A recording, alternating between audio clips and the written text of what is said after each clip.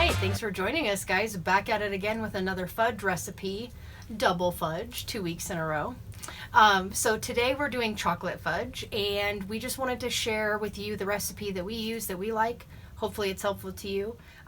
If you have any tips or tricks for fudge, let us know. Put it in the comments below. Help all the people that are new here checking it out. And yeah, disclaimer, I'm not professional, so clean surfaces, clean hands, all that kind of stuff, but take it with a grain of salt. But yeah, so we'll just go ahead and get into the Becker bullets and we'll get cooking.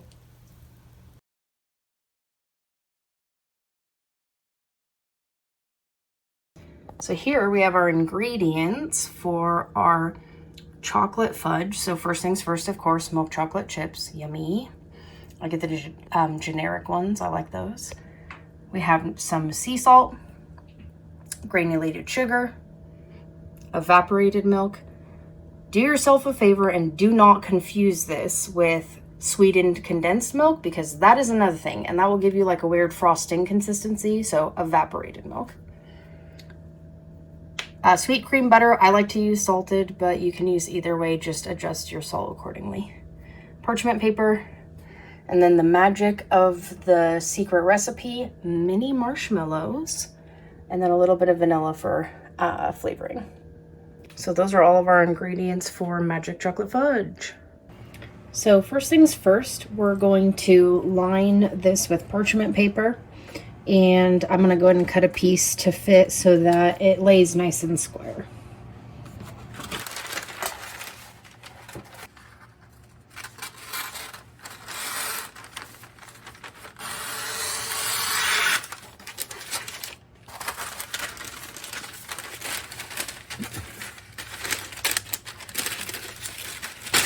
So we'll just put it in here like this, and I'm going to go ahead and line it with some melted butter. That way everything sticks nicely down to the pan, but comes out once all the fudge is in there.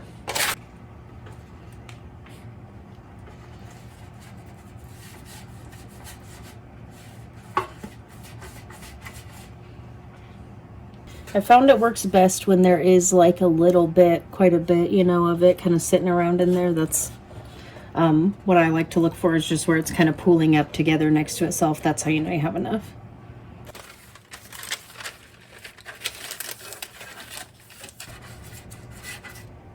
Just giving that second piece of parchment something to stick to.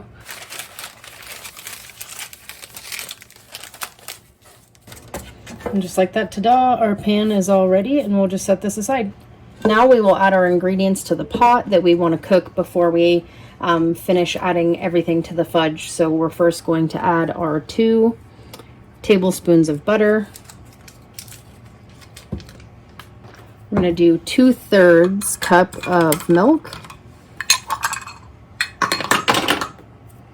But before we do, before we do that, actually, I'm going to drop one of my measuring spoons behind my counter. I'm going to add the sugar first, because you always want to do your dry ingredients. That way everything doesn't stick to your measuring cup.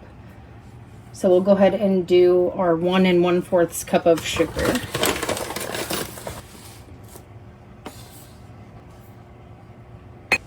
Now we'll add our milk.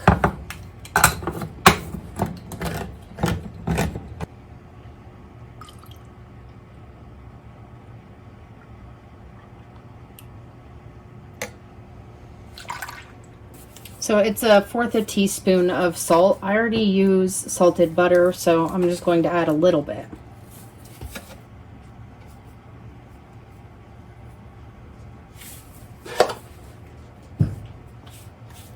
And now we're going to get this cooking, and then we'll add our next ingredient.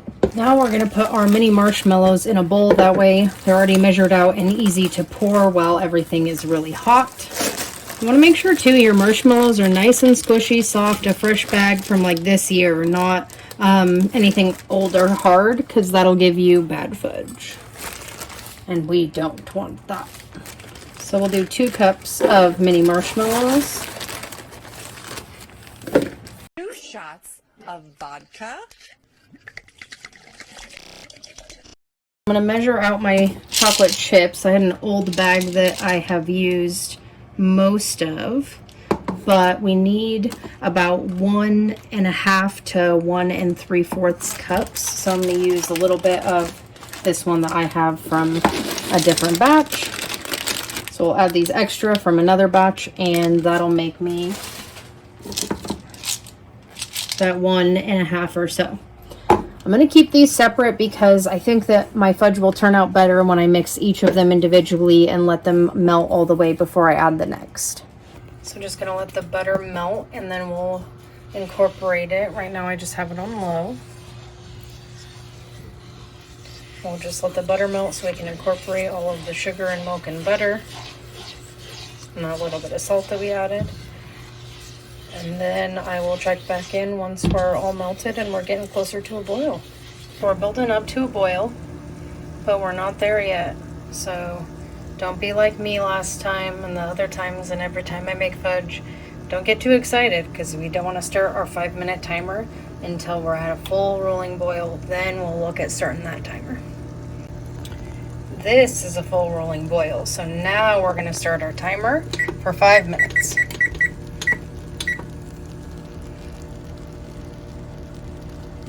So a really important step is to keep making sure we're stirring it, not letting anything get burnt, really keeping it from sticking to the bottom. This is what I call your fudge muscle. You'll develop that from stirring lots of fudge pots. Because 5 minutes is a long time to stir, but it's really important that you don't let it sit too long. That's what helps incorporate a little bit of air in there and gives you some fluffy fudge. You can kind of hear how it's like scraping off the pan. That's important. You want to keep it from sticking, so scrape all the way down. That's why it's good to have a rubber spatula.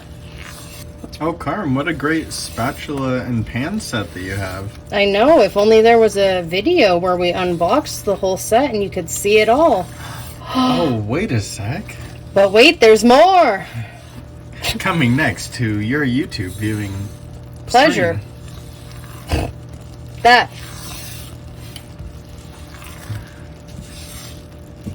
You can see it's kind of starting to change, like color, consistency. So that's a good sign. We're getting where we want to go. Last time I made a fudge batch that was chocolate, it did not look quite like this, so we're already making progress. Definitely more airy. More bubbles. Looks more full, like the pan doesn't look empty.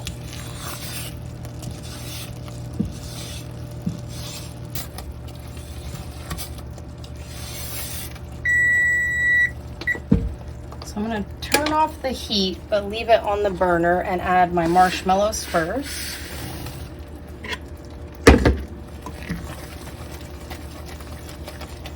And that's because I want it to stay nice and hot while I mix these marshmallows in. So it starts to look kind of like magic beans. That's how you know you're on the way to melting it all.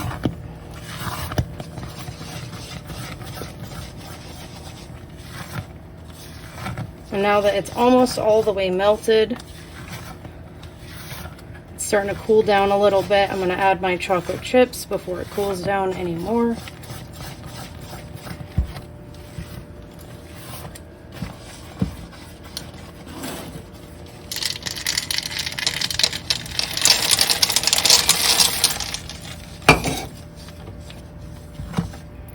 So the chocolate chips make it really thick, so you'll kind of notice they make a little pile. Just start blending it together.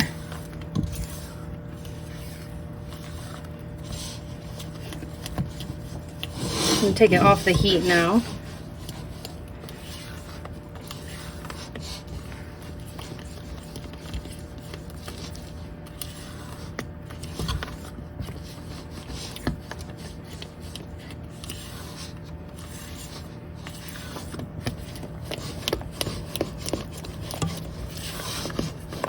I'm going to add our vanilla extract now. You don't want to add vanilla while it's too hot because it ruins the flavor or something. And you should measure your vanilla, but I don't. I think the measurement is 1 teaspoon. But whatever you think sounds good. 1 plop per pan. Precisely. 1 bloop. Or 1.5 bloops, depending on if you're Canadian. Alright, so I think we're pretty much mixed. We got a nice shiny finish. I am happy with that, so we are going to go ahead and pour it now.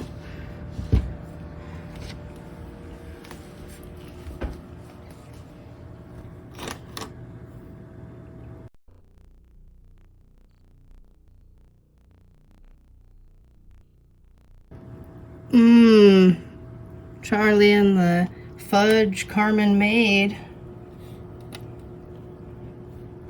What about like... No copyright infringement intended. Oh, good one.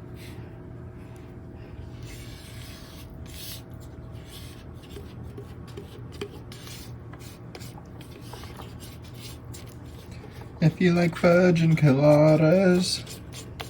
And watching Live with the Beckers.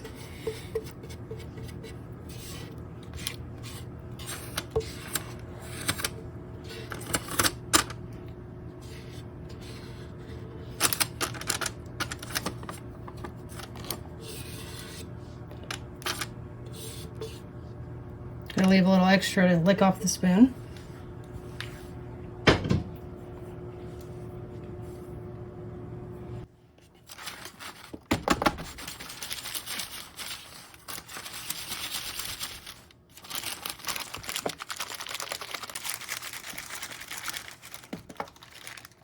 You just got to kind of jiggle it a little bit into the corners there, and that's good enough for me because my fudge doesn't need to be perfect. So that's it for that. We're just going to let this set up and we'll come back to it later. So our fudge has totally cooled off, or pretty much as I'm willing to wait. So now we're just going to go ahead and pull it out, and then we'll cut it into pieces so that we can make it into a serving size. So the first thing I always like to do is use a metal pan so that I can kind of like, I don't know, massage it a little bit out.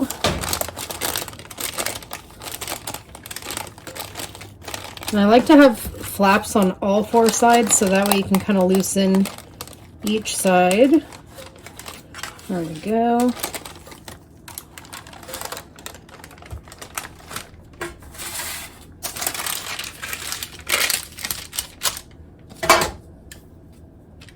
And now we're going to cut it.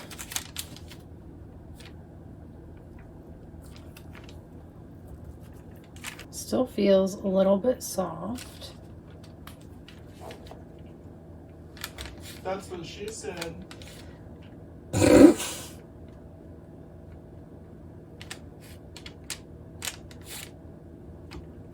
It is kind of cracking apart a little bit, so it looks like maybe it wasn't cooled off all the way.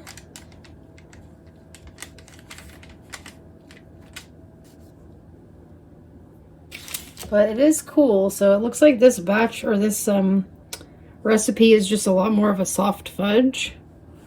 It's still really good. This one is actually fudge, but it is a little bit soft still, so we're gonna let it set up the rest of the way before I cut anymore, but it is looking quite fudgely. Oh yeah.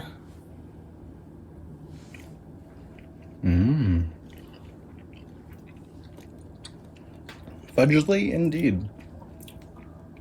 Yes, it's quite good. Quite Very good. fudgely.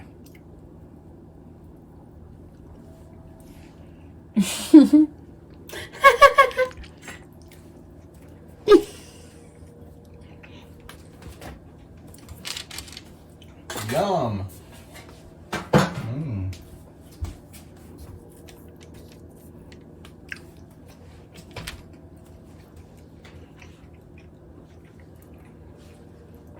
Oh, sorry. Oh no, you're totally fine. No. Don't be sorry.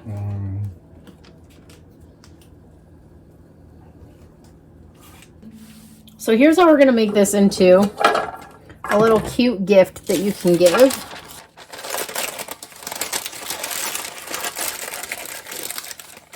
You can just get a little cookie tin from whatever store you have around you that's a cheap one that you can get stuff like that. Get little containers. They have different shapes and sizes every year. This one's from a couple years ago, but I like this for when I make cookies or anything like that. So you'll put your paper in here.